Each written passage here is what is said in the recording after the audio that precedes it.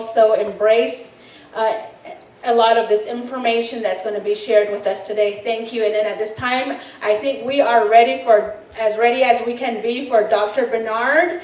My name is Neal Barnard. I grew up in Fargo. Anybody been there? Seen the movie? Okay. Anyhow, I have to say, growing up, we did not necessarily follow the healthiest diet. But I have to tell you something. My dad grew up in the cattle business, and he ended up not liking raising cattle very much. He didn't like it as much as his father did, and so he left. And my dad decided to go to medical school, and he became the diabetes expert for Fargo. And if anybody had diabetes in eastern North Dakota, sooner or later they'd see my dad. And he'd get home from work every day around 6 o'clock, 6:15. He'd set down his bag.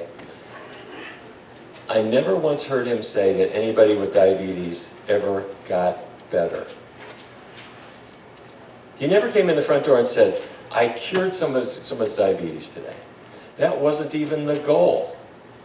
Because his idea, and the idea that they even transmitted when I was in medical school, and maybe others of you who are physicians in the audience, maybe you heard this too, that diabetes is a one-way street. Once you have diabetes, you'll never get rid of diabetes. Well, what I'd like to do today is to talk about a new way of looking at this condition with much more optimism. First of all, just so that we're clear, there are different types of diabetes, right? There's type 1 diabetes, where the pancreas doesn't make insulin anymore. Type 2 diabetes is much more common. The pancreas is still making insulin, but the body's not responding to it. And in a minute, we'll see why that is. And then there's a third kind, gestational diabetes. When does that occur? When you're pregnant. Goes away after pregnancy, but it's a sign that type 2 could be around the corner. And type 2 is by far the most common type, and that's what I'm going to focus on, especially right now. In 2003, the National Institutes of Health gave our research team a grant to test a new approach to type 2 diabetes. And the idea was that up until now, we had been focusing on sugar. Don't eat sugar. Don't eat sugary foods. Don't eat foods that turn to sugar, because the idea was somehow that was causing diabetes. But we had the idea that maybe there was something else that might matter even more. And that's that particles of fat from the foods that we eat, little particles of fat from cheese or from meat or fried foods, those particles of fat are getting inside the cells of the body, and they're stopping that cell from responding to insulin. So then if I eat sugar, my blood sugar goes up because the sugar has nowhere to go. But the sugar wasn't the cause. The cause was that cheese pizza, or fat from meat, or fat from fried foods. And the fat was stopping the cells from responding. So we decided to do a study. We brought in individuals who had type 2 diabetes. Half of them went on the conventional diet, the usual diet. I don't want to say the old-fashioned diet, but the idea of cutting calories and limiting carbohydrates and that kind of thing. And the other half went on a new diet that had no animal fat in it at all. And we kept oils really low. The whole idea was to get the fat out of the body.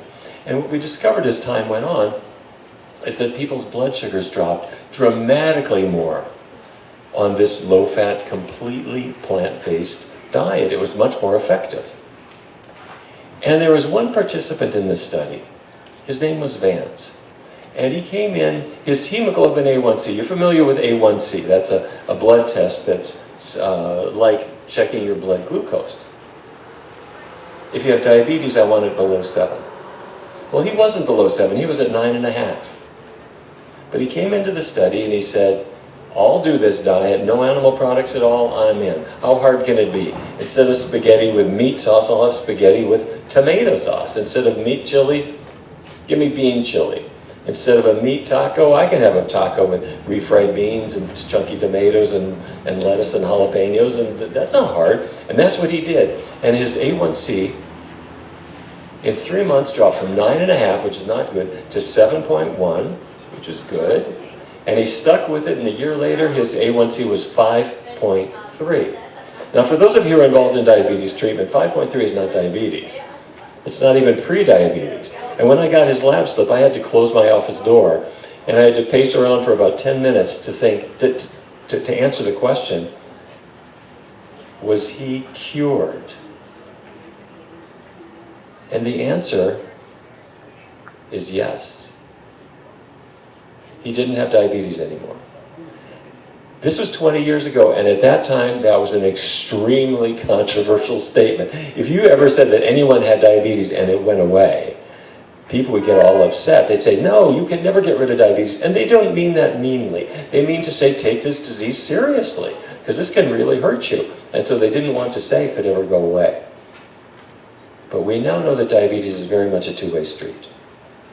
But be careful. Okay, so let me be clear about what we're talking about. The whole new view of type 2 diabetes is that every cell in your body is bathing in whatever foods we're eating. And let's say I take a needle and I pull out one muscle cell from your body. In your bicep muscle, I pull out one cell. And that cell gets little particles of fat in it that stop it from being able to respond to insulin. If I pull out a cell from your liver, that cell gets fat accumulation too, and it can't respond to insulin. So when people get diabetes, we focus on eating sugar and carbs, but our real focus ought to be on getting the animal products out of their diet and keeping oils really low. Because when we do that, we give them a chance for something that they never thought possible, which is the diabetes improving, their medication use dropping, and in some cases even having this disease go away. Now, don't cancel your doctor's appointment and don't throw your medications away. If you are making a diet change, everybody gets a different result. But I say, let's have a look and see what happens. Now, I got all excited about this. And so I started writing articles and so forth. And one day, in about 2008, I got a call from a man named Harlan Makasito, who had a program called Native America Calling. Do you know this show? He said, we've got diabetes here in Indian country, and he wanted me to come on the show and talk about our approach. And so I was on Native America Calling on December 15th, 2008, and I was talking about what the diet was, and he said, tell us more about it. Well, you can eat grains, and vegetables, and fruits, and beans, and all the wonderful things that can turn into. But we're not going to be having meat and that kind of stuff. We're going to get that out of the diet. Somebody called into the program, and she said, the diet you're talking about is like our tradition. And she said, the three sisters are corn and beans. She couldn't remember the third one. So the host said, it's squash, corn, beans, squash, the traditional three sisters. Well, I had never heard of the three sisters. I was embarrassed. I didn't know what this was. So I said, hold on a second. I wrote down the three sisters. Note to self. So anyway, the show ends. So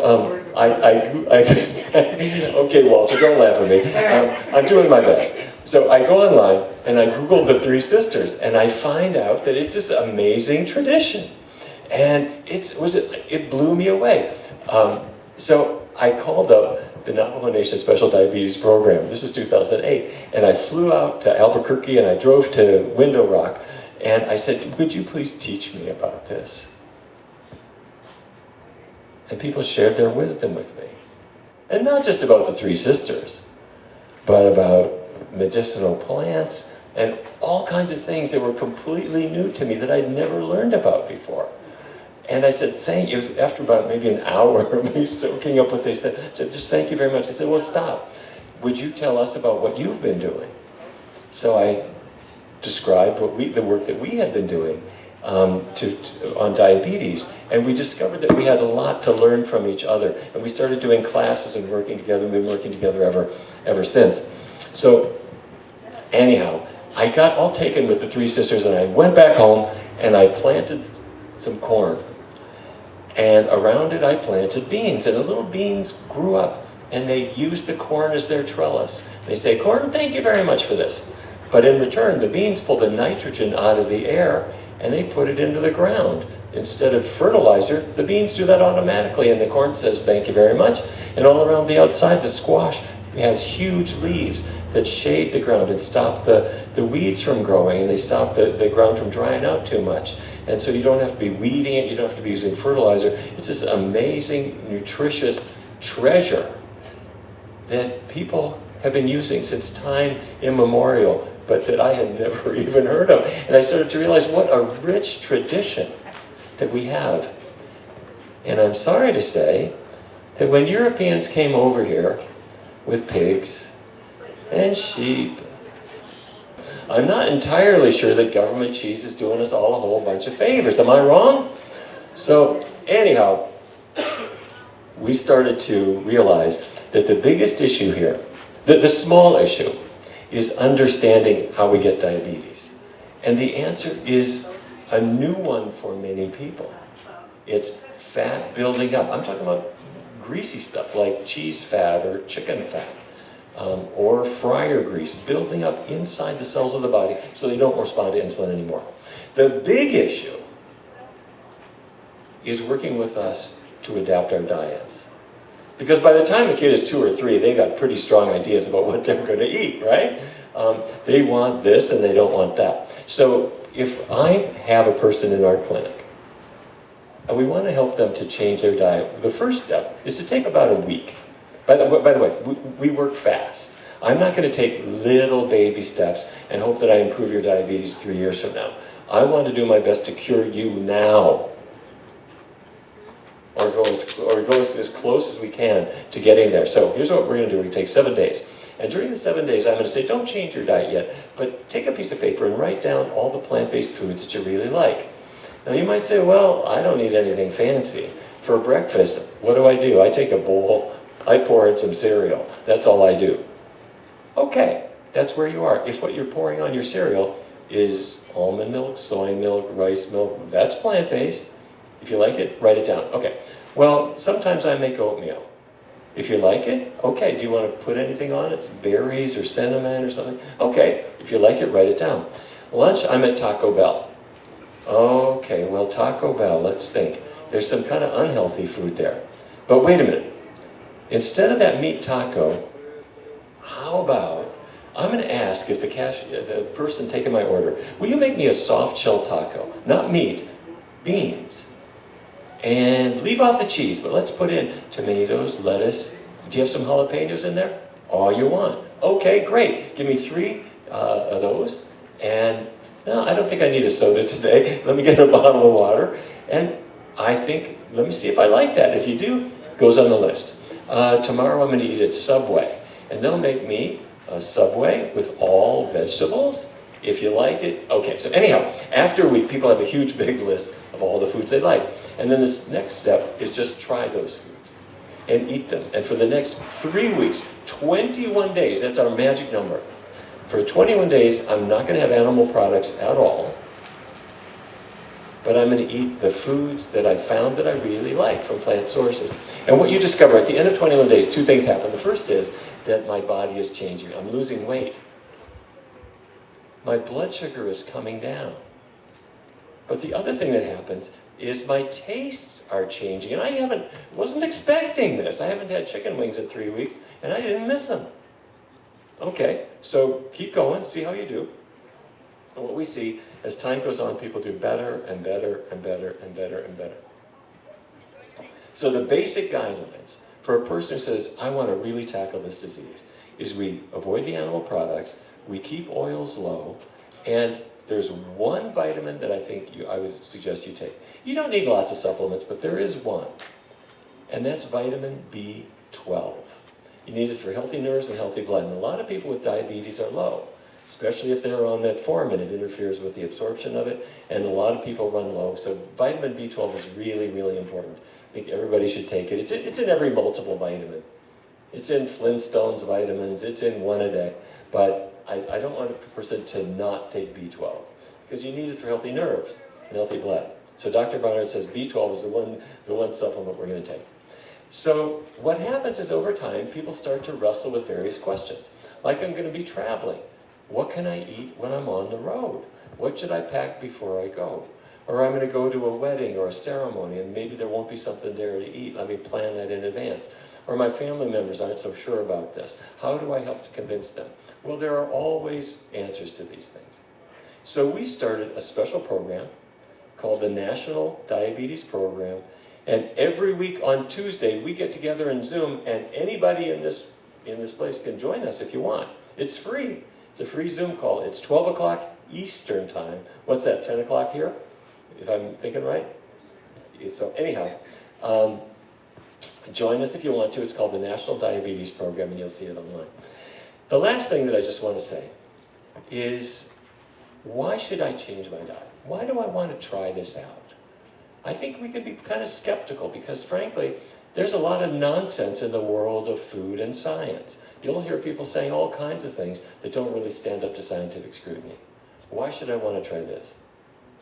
Well, because this approach that I'm describing is the most powerful approach and the best tested approach that we have for type 2 diabetes.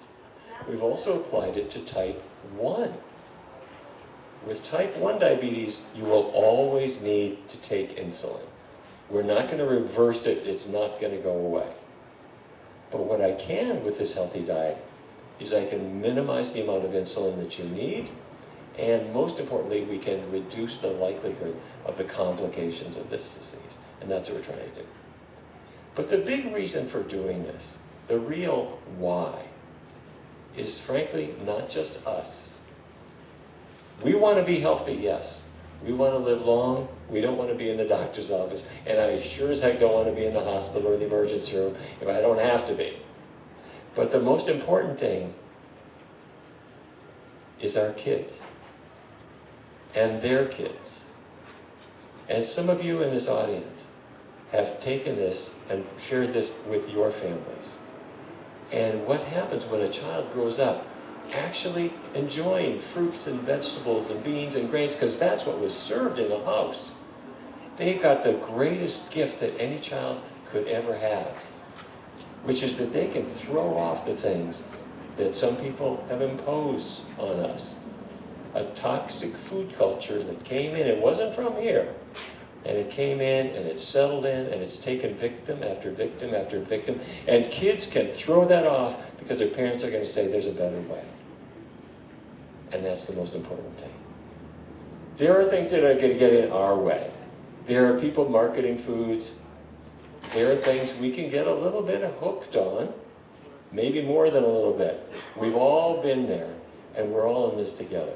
If we stick together, we share some information, we share some support, we share a little bit of love for when a person goofs up, as that'll happen all the time. But we can change the world that we live in, and we can give that gift to our kids. Thank you very much for letting me share this time with you.